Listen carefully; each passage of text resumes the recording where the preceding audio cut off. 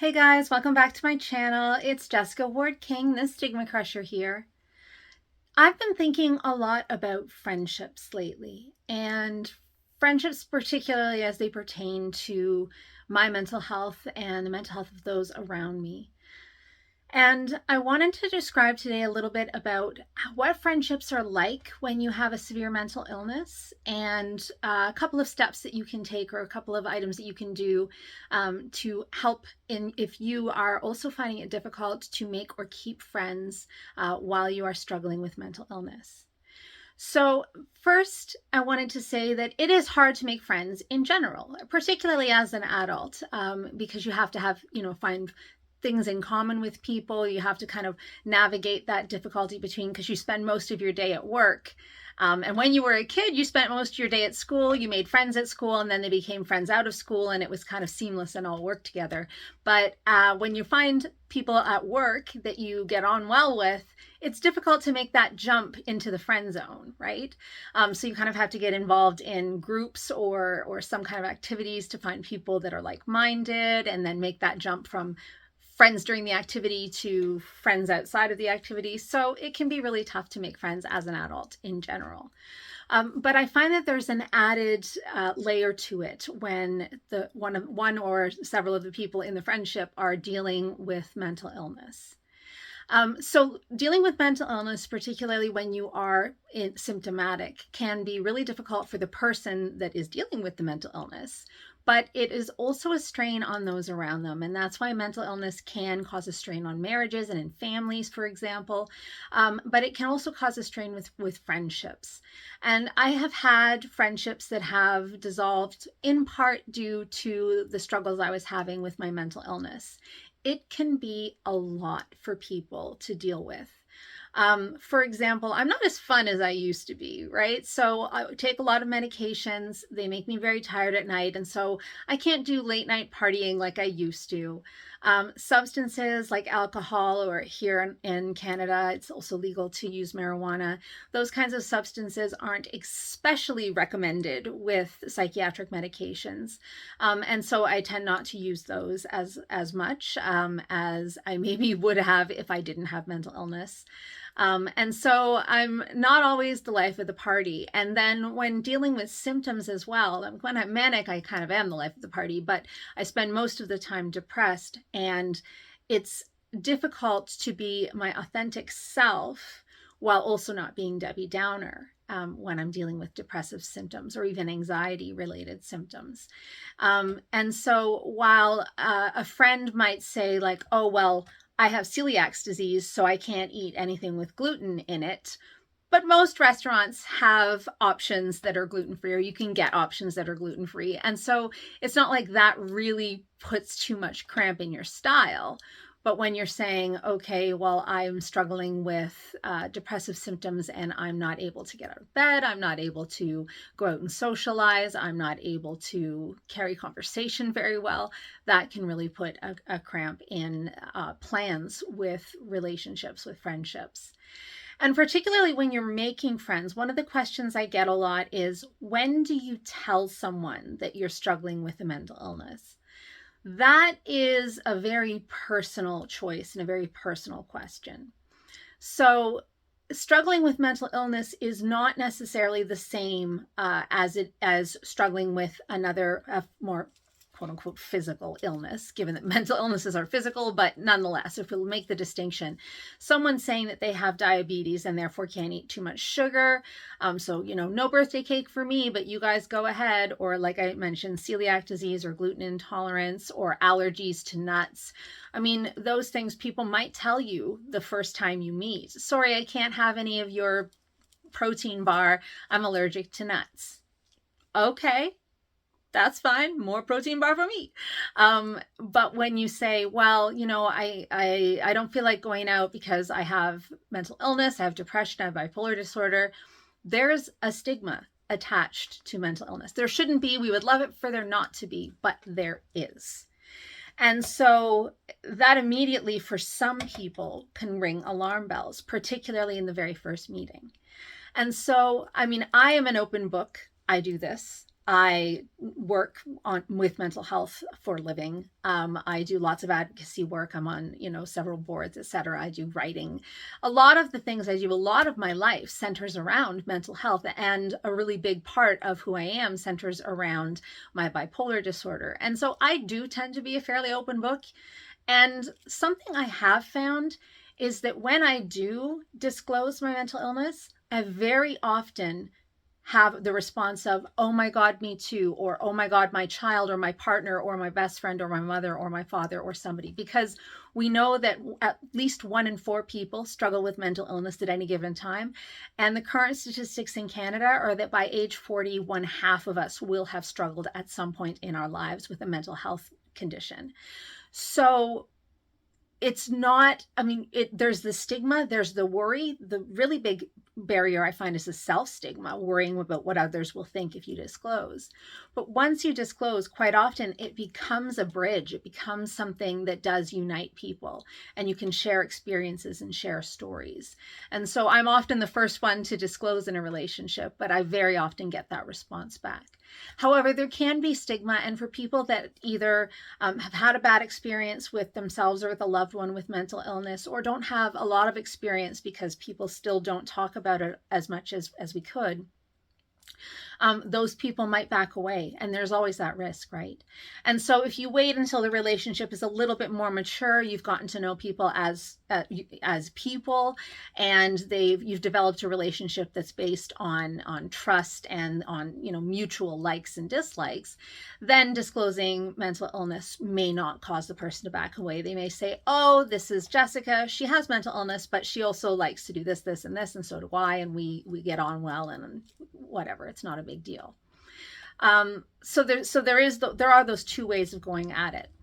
The one thing I always think about when I'm thinking about my relationships and building friendships with people is that I want to build friendships that are based on authenticity and my authentic self.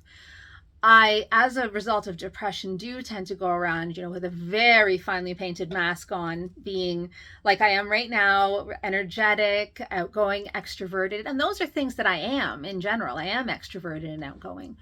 But I don't necessarily have what they call mood congruency. So my face and demeanor don't always match my inside mood. And that's an important part of socialization, to be able to participate in social situations in an appropriate manner.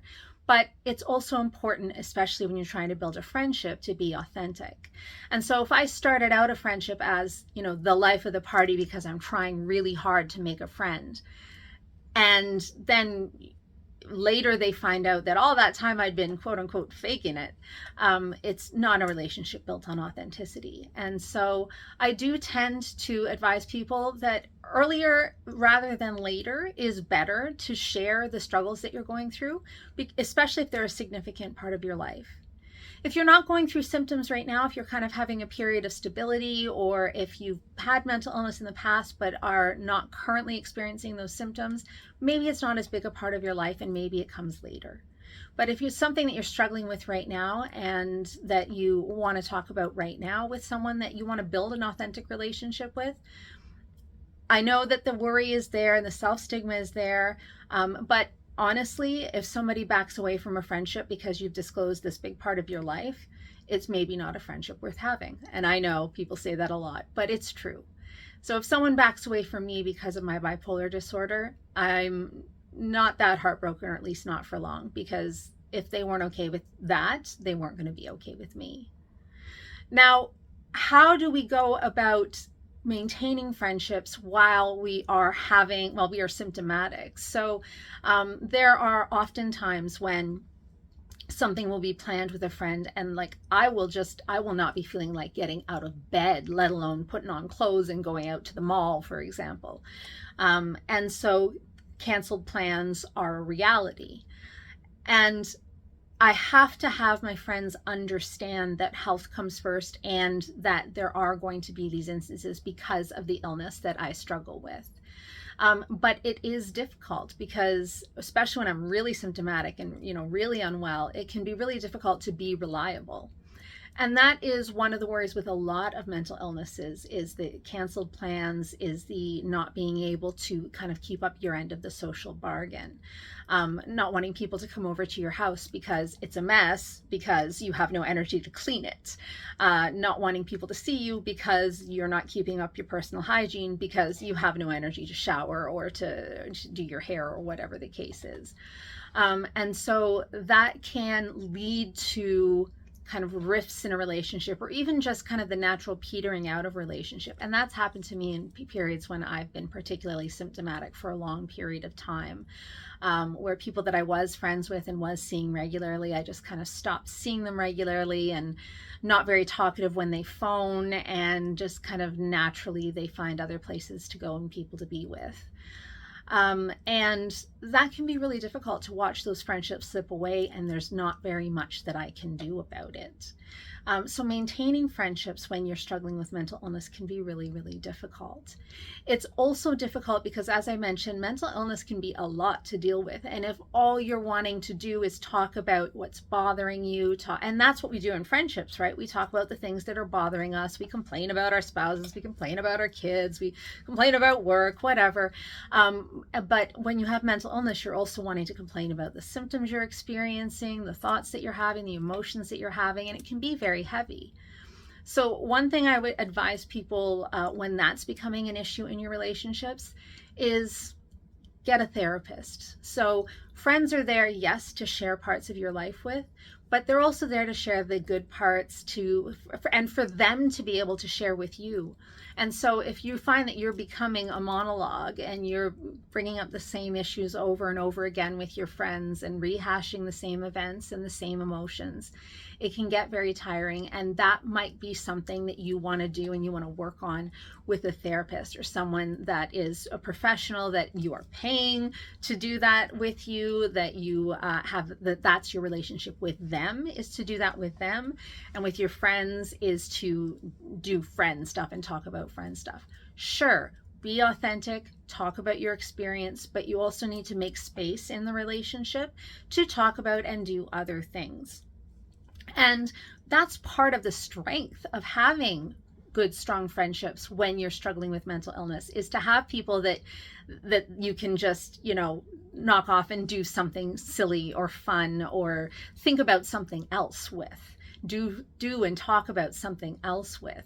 Watch movies, talk about, gossip, whatever the case is. And so use your friendships for those kinds of things, and a therapist for the ruminating and the unloading and the trying to work through things. The third thing that I find really difficult in terms of friendships with mental illness is is when I am really super unwell and need to be, in hospital or working with medication and whatnot. I can be a very difficult person to be around. So with my bipolar, I will often get very agitated, very angry, very snippy and snappy. And I mean, I just had the experience over the weekend where one of my friends said, when they were new friends back last summer and we went camping together, it was one of our first activities together as a group. And they said, yeah, you seem a lot different now. Like, are you different now than you were then? And I'm like, yeah, then I was manic and I was super agitated and super snippy and like on my own mission. And I said, now I'm depressed and it's like a completely different vibe from me. And they're like, yeah, because it was really difficult last summer going camping with you because you were so agitated and angry. And so I do find that with my different moods and the different symptoms that I experience, I can be not so fun to be around. And that can be really hard on friendships as well. And so for the kind of solution, I guess, for that, I find, is to be really honest with people about your illness and the symptoms that they can expect, but also that it's an explanation for the symptoms, are an explanation for behaviors, but they're not an excuse. And so I was able this past weekend to apologize to my new friends that, that's the experience that they had with me, and I can explain why it was like that, so the explanation part, but not an excuse, and to say that's it's not okay that you had that experience with me, and I do apologize. So making sure that your friends are aware, like, this is how I'm feeling right now, really agitated, really irate. If I snap and bite your head off, like, it's not okay, let me know, but now you understand why. And hopefully, if they're good friends, they're able to understand that and work with you on that. Now, finally, there are some mental illnesses that make it particularly difficult to maintain and to make and maintain friendships. So I'm thinking of things like personality disorders that can really color a person's whole experience of relationships, like borderline personality disorder, for example, which makes relationships with people very intense, and then they can very quickly turn and become not a healthy relationship. And so for folks that are struggling with personality disorders, particularly borderline or narcissistic personality disorders, it can be really difficult to make and keep those friendships. For a person that's struggling with psychosis, for example, with schizophrenia or schizoaffective disorder, those can come with flatness of affect, and just it kind of you don't behave as typically as someone might expect, and so they'll think that there's something odd or eccentric about you and not necessarily want to enter into a relationship. So that can be really isolating and difficult. When someone is manic, they can be really super intense and talk super quickly and not really make a lot of sense, and psychosis can come with that. And so when you're in mania, it can be really difficult to make those friendships and to sustain them for long periods of time. Basically, all mental illnesses have some features that can make it really difficult. And so, kind of ultimately, what I would advise is everyone needs friends. Isolation makes mental illness worse.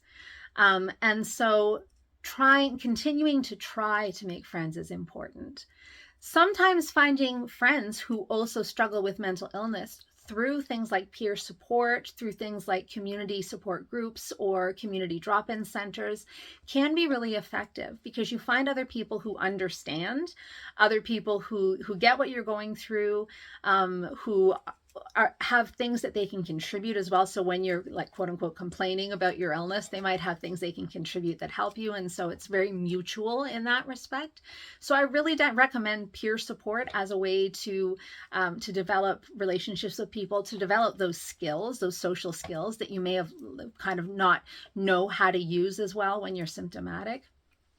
And it can really be a sense of community, and it can break that isolation for you. So do look for peer support or for drop-in centers in your community, and I guarantee it'll be time well spent, even if you don't end up coming out of it with a bosom buddy or best friend.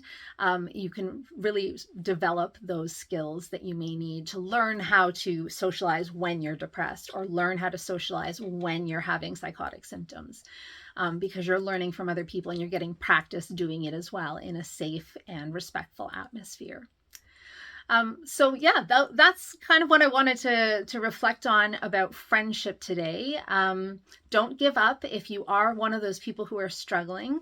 And there are ways that you can work on yourself, work on your social skills. And there are people out there who maybe you don't know are struggling, but as soon as you say something, they're like, yes, and you make that connection, and then you can build the relationship from there. So that's it for this week. Have a great week, everybody, and I will see you in my next one. Bye. StigmaCrusher.